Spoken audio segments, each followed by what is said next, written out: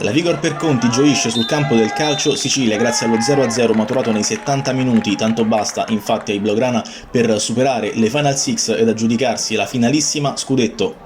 La gara inizia con un guizzo di Xani, a cui però dice di no Locascio con un grandioso intervento, quindi poco più tardi cerca di liberare il destro al volo. Daniele Pistillo ancora una volta controlla il portiere, che poi si prodiga in un'altra grandiosa parata proprio su Xani verso fine frazione.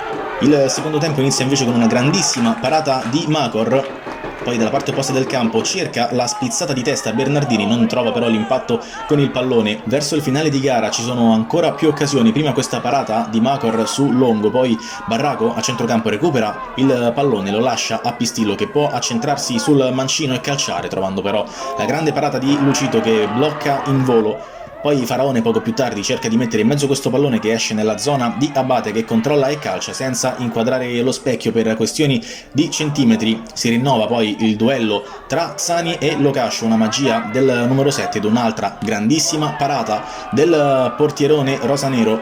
L'ultimo tentativo è di Colombo, che trova però il tocco di Macor che devia in calcio d'angolo.